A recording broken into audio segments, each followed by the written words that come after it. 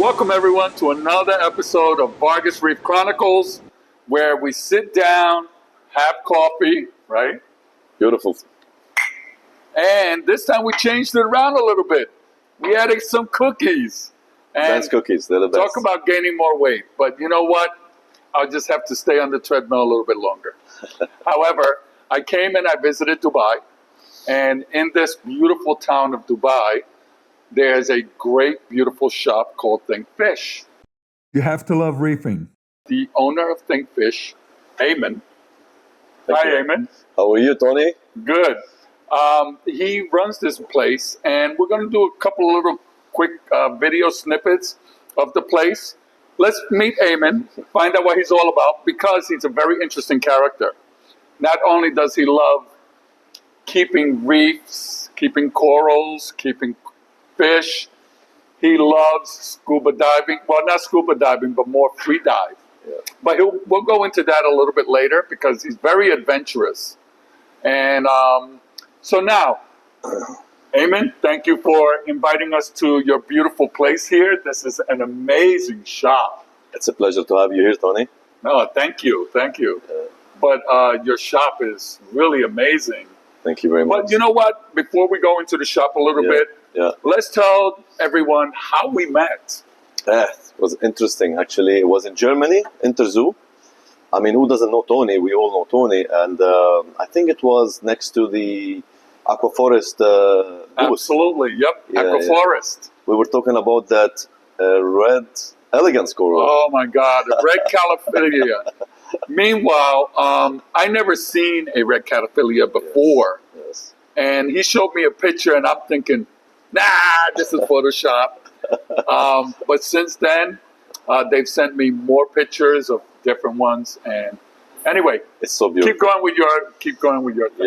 Yeah. I mean, it was a pretty congested 4 days in Germany, in Nuremberg. Yes. And, where we met, we talked about reefing, we talked about fish, we talked about aquaculturing, coral breeding.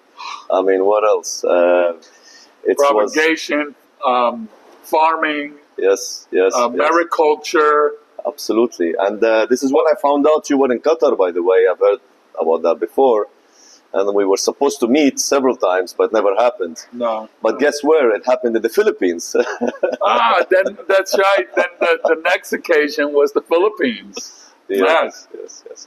And then it was really good. It's really good to have you here, Tony. I mean, I think you've been at ThinkFish here before, and you see how this our business have changed over the years. We kept on keeping our hands in the system, in every system over here, in the coral propagation systems, the fish systems, even the whole shop transformed here. I mean, that's just one aspect, because we've got the Think Services, which is doing maintenance, Think Projects, which is constantly on site doing projects. We're wholesaling also several brands here in the market. I mean, it never stops, Our mission and vision is to make this hobby easier and more appropriate and advanced for all reefers in the Middle East. And that every time you feel that, you reach the place, a new door opens, and you enter another room, and lots of new things. We learn new things every day. Then another window opens. You want to look what's outside the window, and a whole world opens for us. With the technology that's being advanced, more knowledge about biology, more knowledge about bacteria, and, trace elements, and all these methods that's being dosed to make those corals not just survive and get the colors back that they're in the oceans, but even color them much nicer, bringing new pigmentations and corals for the zoonotellas to give you more colors that you can ever imagine, new fish species. I mean, you name it. It never stops. No, this is one thing about this industry, because the first time I came to ThinkFish was 2016. As a matter of fact, your manager yesterday found a photo of me visiting them in 2016, and the shop was amazing back then. I think it was leaps and bounds above all the other shops in the area. And then you come back from 2016 to now, and you see this shop, and you go, Wow. You know, the tank behind us is still impressive. You know, it's just like, oh my God, it's amazing. It's a great shop. You know, we did meet in Inner Zoo. Yes. And you told me that you own the shop here. And that's when I said to you, oh, well, I've been to your shop. And you were like, no, you haven't been there recently. And it's true, I hadn't been here in quite some time. But revisiting it again, it's like I said before, it's an amazing shop. But, you know, before we go into like the deep aspects of the shops, what got you into this industry? Because you are a man of many different talents. From what we've talked about, you were in a whole different industry before investing into this industry. Correct. So tell us, what was your catalyst for bringing you here? Yeah, it started back then when I was raised. I was raised in a town close to the sea. And I used to go free diving all the time, interact with animals, and it was my second home. Well, actually, people used to say it's my second home, but it was my first home in terms of passion and love towards the ocean. And when I used to free dive in Abu Dhabi, I remember only a handful number of people used to free dive. Scuba diving was still also new at that time in this area. So we used to go out with the fishermen. They drop me at some reefs. I'll go and free dive then. You know, sometimes use the pole spear to catch one fish for dinner. You know, never overdo anything. But I always had a dream that I want to bring the ocean back home, because there were times you can't go out fishing, or you can't go out diving, or you can't go out doing anything. So because of winds or cyclones or typhoons happening. So I always wanted to bring more. It was never enough for me. So I did my first tank 24 years ago. Wow. 24 years ago. Yeah, no Google, no nothing. I had no idea what I was doing. I thought you could bring in some salt water from the sea, put it in there, catch a few fish, put them in there. I remember the first fish I caught was a purple tank. Oh, look at that. Fish. A purple tank. Wow. And I had to dive at night for it, you know, and catch it with my hand and put it there. But I got it all wrong. I had no idea what bacteria was at that time, what nitrogen cycle was, cycling. So I'm a control systems engineer by education. And so what I did is I went and started studying biology. So I did a minor in biology. I studied at home. All the knowledge about the nitrogen cycle, nitrifying bacteria, all this time, and then I thought, you know, I've hit it. I know what it takes to keep fish, and not to mention the corals later on. Here we go, another adventure. So I failed miserably again. Thank you very much. And then I started, you know, talking to more reefers in the US, in Europe, opening up. At that time, we had IceQ Manager and MSN Messenger. So I started reaching out to people to learn more about chemistry, biology, keeping corals alive, alkalinity, all the trace elements, and you know, failure after failure, and it got me where we're in today. My current tank at home, which was my personal tank, that cycle is around 12 years old. And by the way, that tank will be in a clip as he's speaking.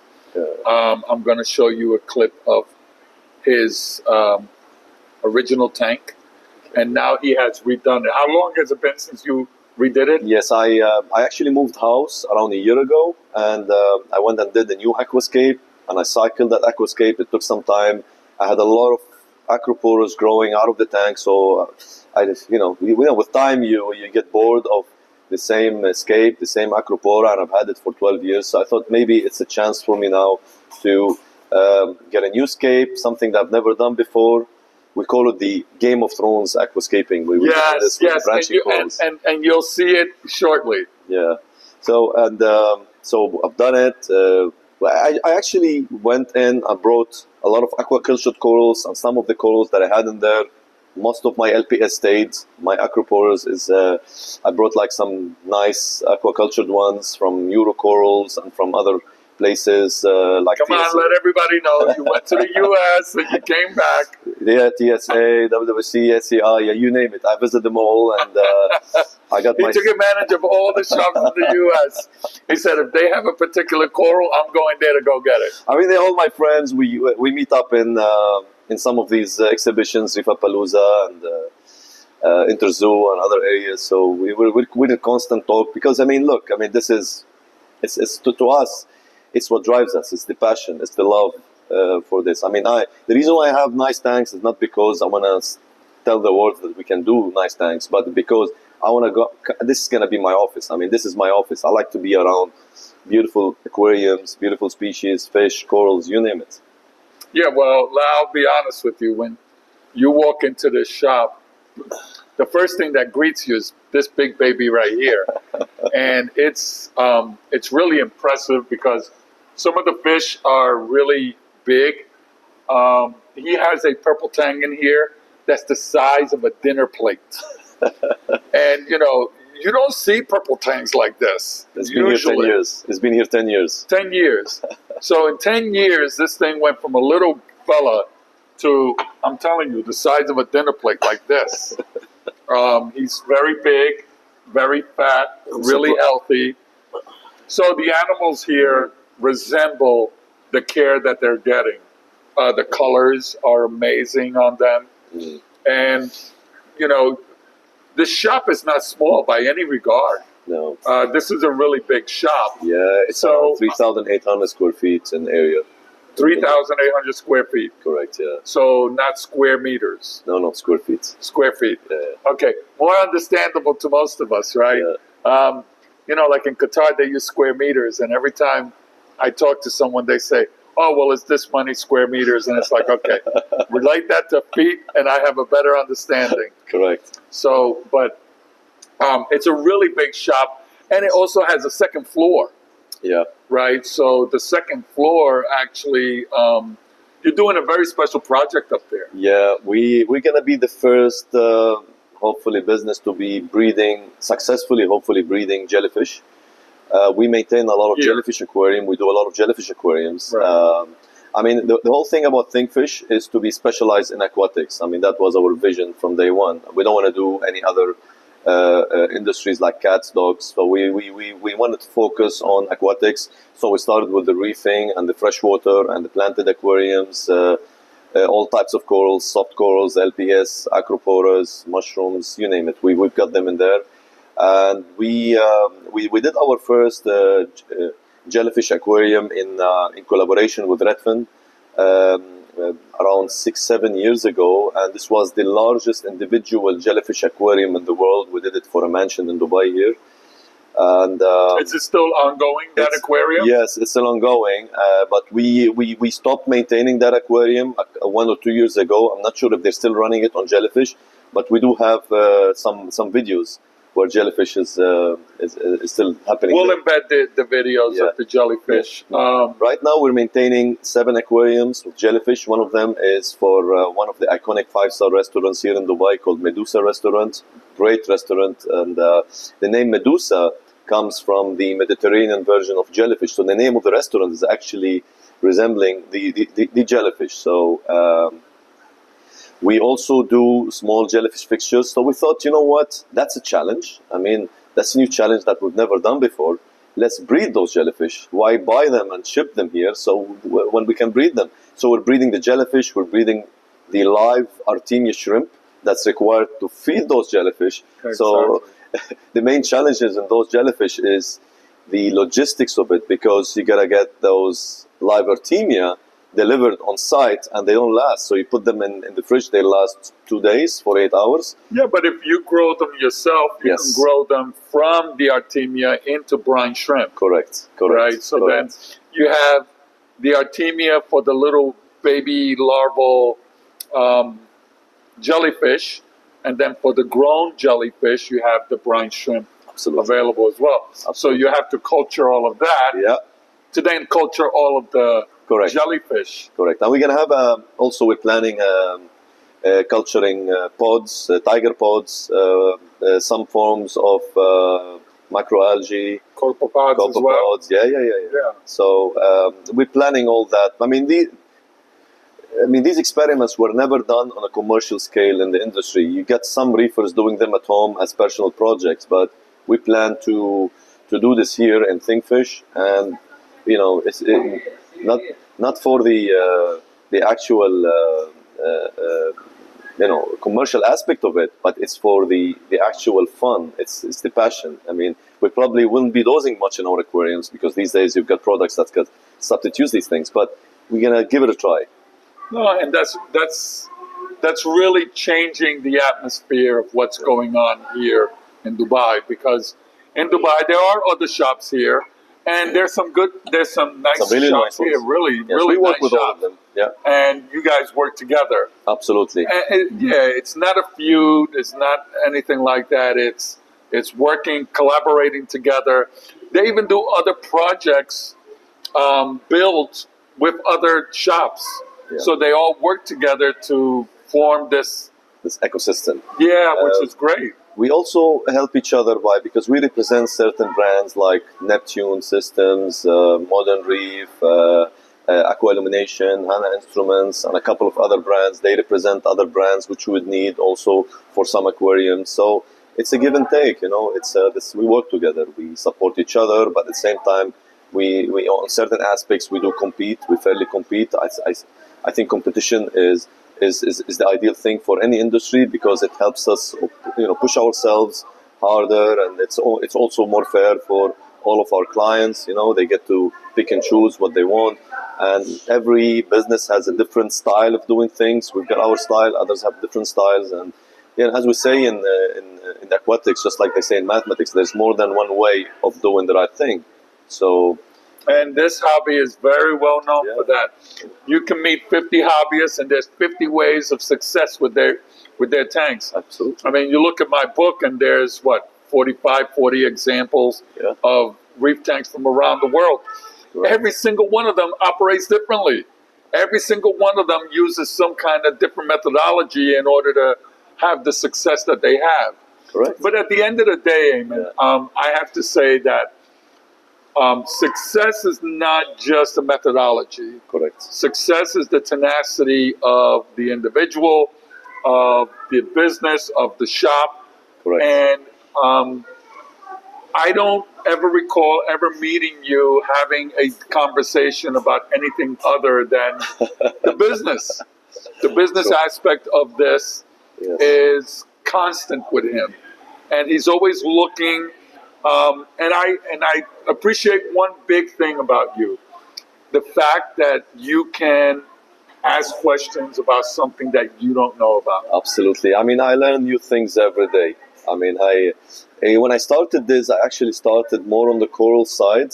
I never done a freshwater system myself, so there's a lot of questions about. That's unusual. Yeah. Usually it's migration from freshwater to saltwater. That's what most people do, right? I went in straight to the marine knowing that it's 1,000 times more complicated than freshwater.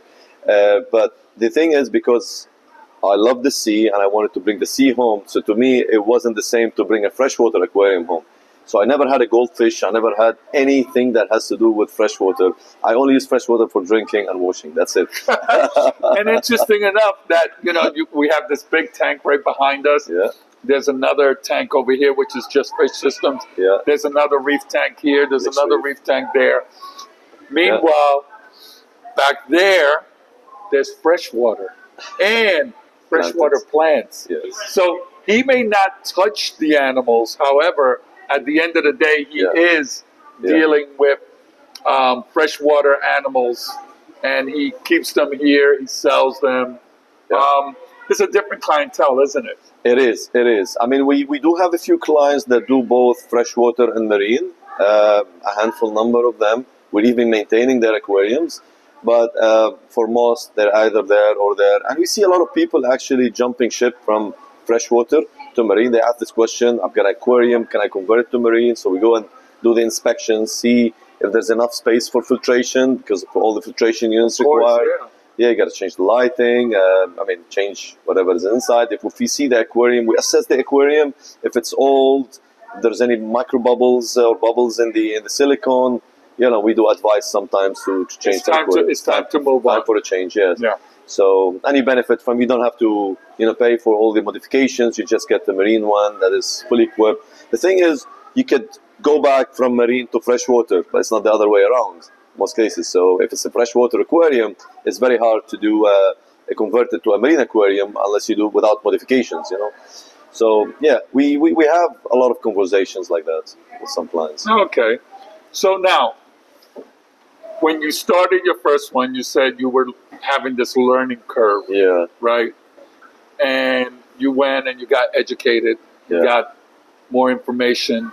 You seeked out those that knew what they were doing. Yeah. Right? When did you finally hit success with your tank? Tomorrow. Now, I seen his tank. He's being modest. No, I would say my first, tank where I felt like finally was around 13 years ago. And it was when I finally managed to keep LPS alive. And some species of LPS, I never got the chance. Which ones? The torch corals, euphyllias. The euphyllias were actually at that time the acroporas of the soft corals and the LPS. So, with the dosing, the balling method, when they started using the balling method, we started using better testing methods, and then we started keeping some alive. So I had a full LPS blown corals, but then after achieving that with the LPS, I said, you know what, time for acroporas. And I started 11 years ago with acroporas.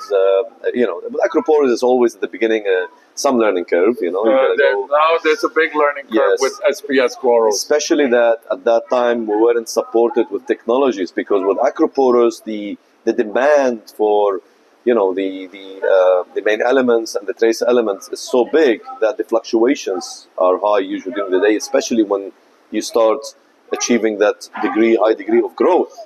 And to keep that, you need to measure every day, even measure sometimes a couple of times during the same day.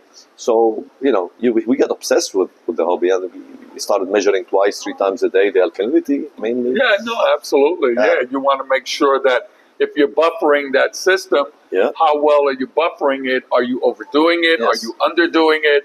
Correct. So testing several times. Correct. Until you get the rhythm, or until you realize what your animals are absorbing. Correct. Because, at the end of the day, it's the animals, right? Absolutely. The animals are absorbing everything that you're putting in there. Yeah. If they are, how much are they doing?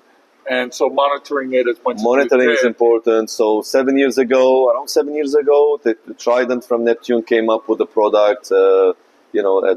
Focustronic came up with a product. There are several brands working on research in making these products more accurate. But I'm using now a Trident. I'm using a full Apex control system. We're using them for many of the aquariums in here. We just realized that the amount of savings, by keeping your tank alive, keeping all the corals alive, and it requires less labor to monitor all these aquariums. Plus, on our maintenance now, we've got around 92 clients, a big part of them doing reefing. So I pick up my phone and I could log into any aquarium in town, see how they're doing. We get alarms.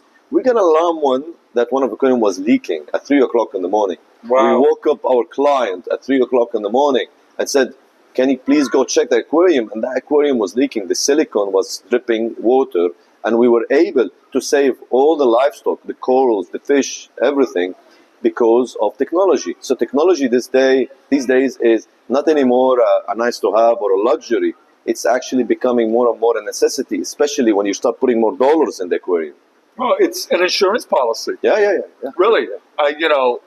In our shop, we do the same thing. We look at it as, if you get this monitoring system, Sure. It's your insurance policy. So that way, if anything goes wrong, we can detect it.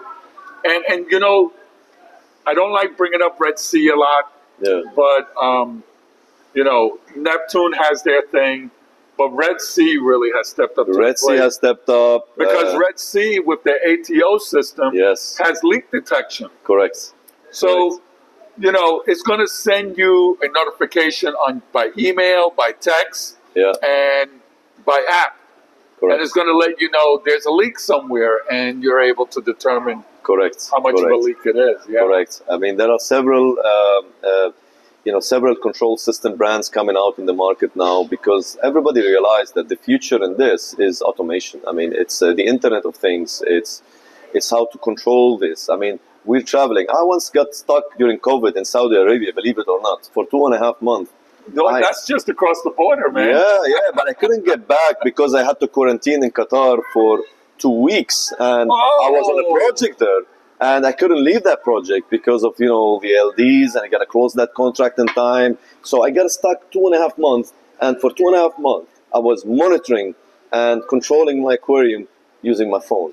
And I had the team come in, do the water changes, and just the physical maintenance. I had my wife do the feeding, especially the frozen brine shrimp and the frozen mices. So it did way better than when I was. You were there because my hands are on there. Exactly. I go through this all the time in the shop. Yeah. I say, please don't put your hands in the tank. Please don't because the less you put your hands in the tank, the better the tank does. I say this to all my clients, but I tend to do the same mistake every day.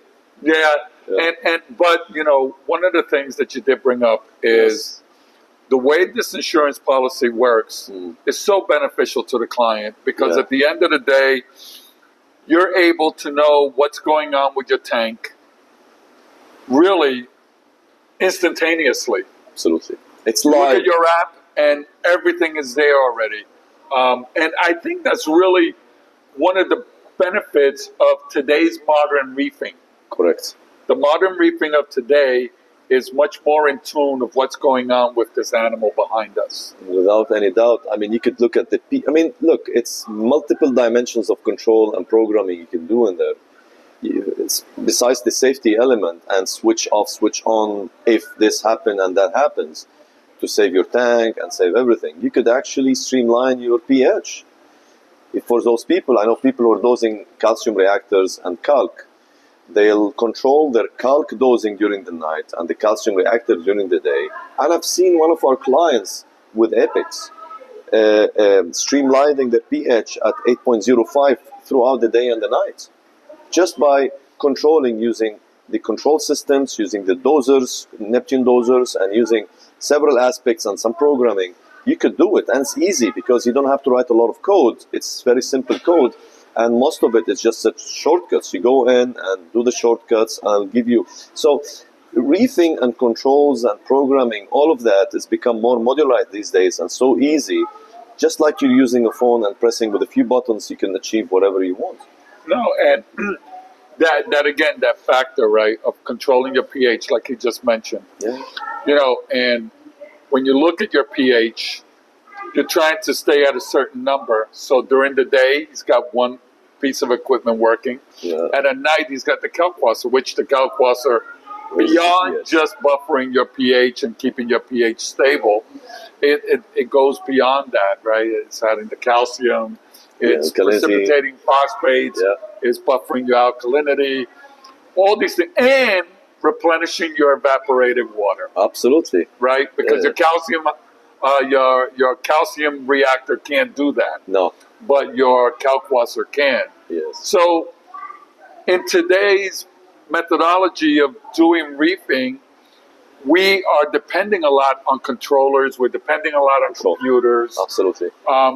But that's why, even though you're going down that route, it's always advantageous to make sure that you're doing your due diligence, making sure that everything's working properly. Absolutely. Because, you know what?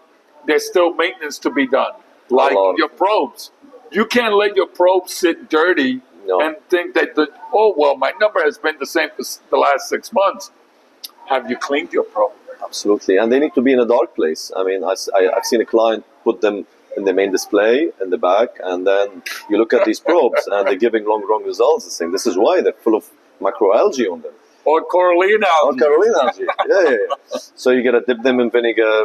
Some of them you can dip in vinegar. I mean, I'd put them in the sun in a place where there's a little bit of flow. You clean your sump, keep your sump clean. From times using those roller mats help keep some clean. Oh my God! Oh, I mean that's another automation you can call it. Oh my goodness! What the roller mat has done. You never seen sumps more clean. You never seen the water in a sump more polished. As a matter of fact, now you see more tanks. If they don't have a refugium, you see more clearer water today in reef tanks than you have, without any doubt, in a long time. And this is the roller mat plays a big part in polishing the water. Yes. You know? I mean, who has time to change filter socks every day? I had clients who change them like 3-4 times a day. It's just ridiculous. I mean, we're all busy. We want to get on with our lives. We're busy with family. We travel. You can't do that. We can't afford to just manually do things anymore. What you can do is you just put it there. It lasts you like somewhere between 2-3 weeks and a month and a half, depending on the size of the roll. And it just does its work perfectly and keeps your water polished and clear. We had to go even to downgrade some skimmers for some clients because they had roller mats. Yeah, because they shut down the skimmers. They shut down the skimmers. Oh, they downgraded the skimmers. They went to lower capacity skimmers because simply it was stripping the nitrates and phosphate, who are in fact our biggest friends, not our biggest enemies. So we need the phosphates and the nitrates, but we don't want them to go very high. Otherwise, we'll start having problems with algae in the aquarium, as we all know. Yeah, you say that, and now we're starting to find this balance, right, between nitrates, phosphates. Yeah. In the old days, it was, what do we do to get rid of the nitrates, right? Yeah. Because at one time, it was the trickle filter, right? True. And the trickle filter was exactly good at what it was doing, creating nitrates. It was.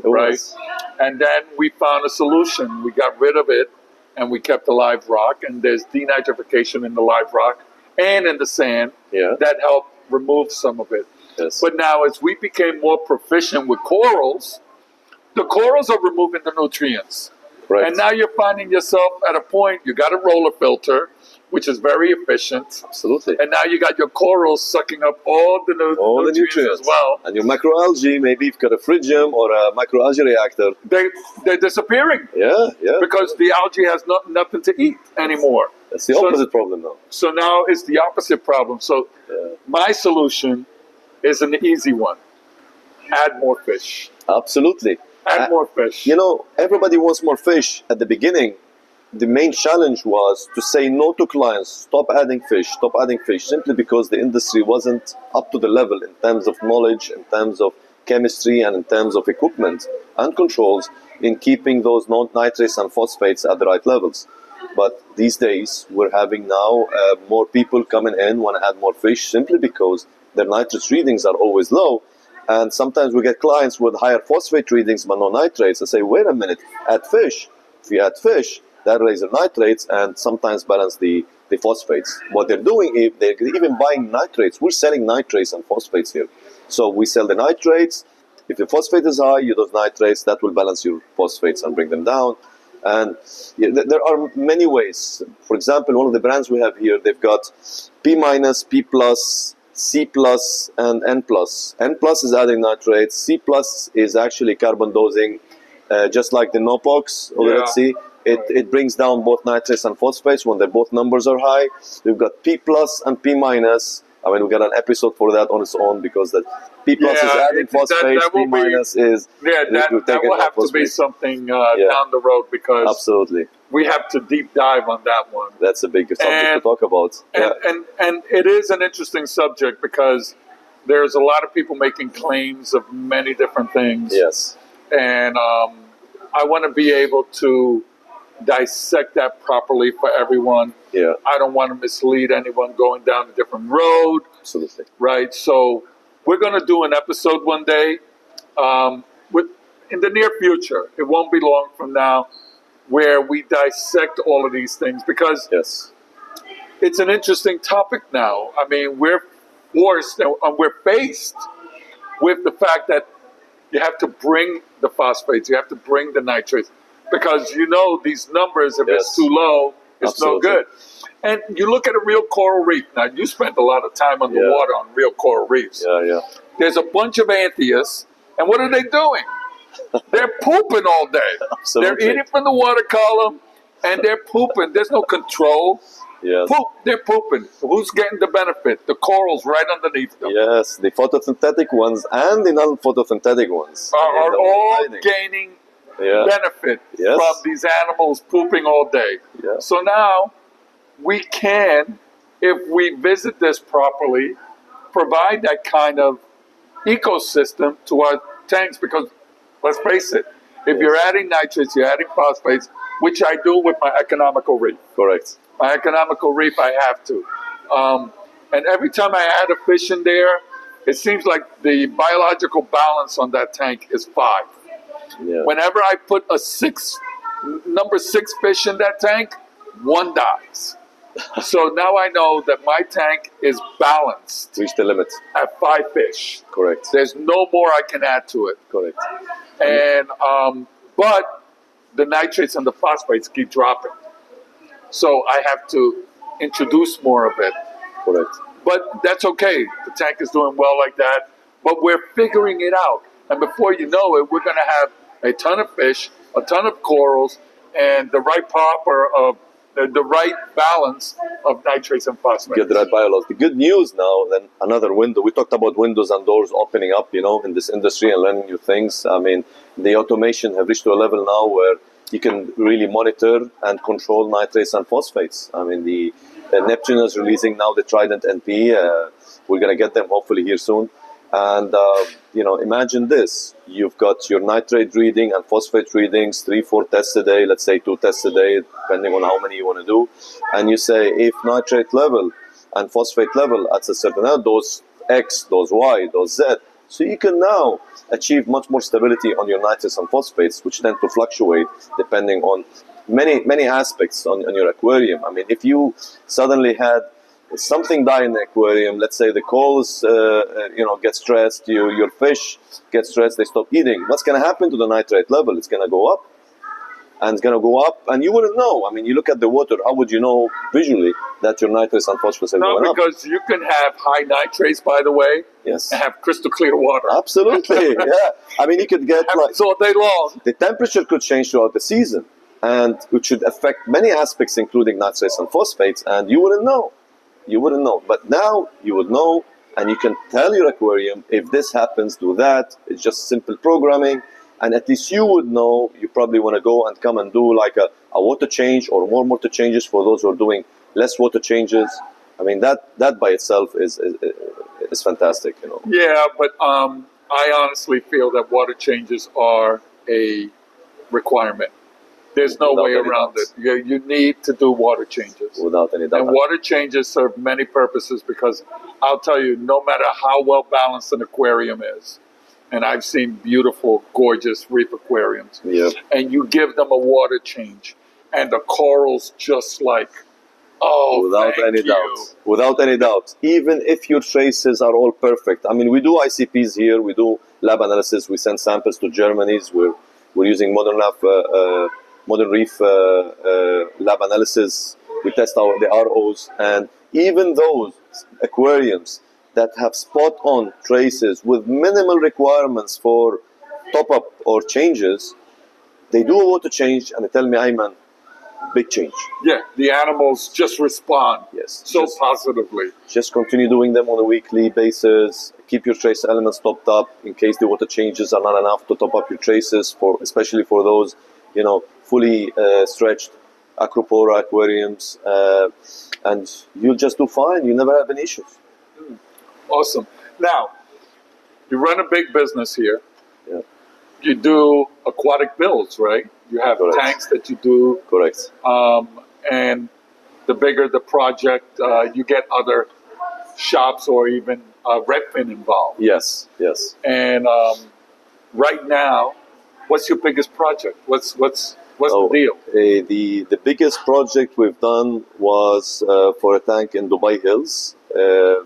It was, I believe, around a 5-meter aquarium by 3-meter high. by 1.5 meter width, 1.2 meter width, I believe. Thick acrylic. We shipped that acrylic from Hong Kong here in Dubai. It was done in conjunction with Redfin. They did most, the project, the design, the execution on site. We did the part of the theming, the livestock. We did the maintenance and part of the filtration units. So we're constantly actually working with Redfin. We've got a strategic relationship on those big heavy lifting aquariums. The biggest we've done in terms of that was a fish only system, by the way. That's what I was just going to ask you. Marine system. So it was just a fresh. I mean, it was a marine just a salt fish water system. Yeah, that aquarium that big. Yeah. Right. But in terms of corals, we did one that was that's around 4 meters by 1.5 meter high by 1.2 meters width. And we did that for one of the clients here in the Palm, and that's a mixed reef aquarium that's doing very well up to today. We're still maintaining that aquarium. We've done also jellyfish aquariums. I mean, the jellyfish tend to actually be huge aquariums, especially for those restaurants and hotels.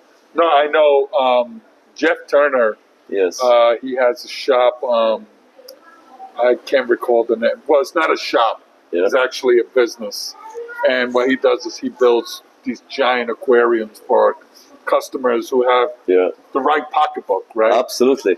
Right. So he builds these gorgeous, beautiful aquariums. And he has a jellyfish aquarium at the W in Miami. Wow, yeah.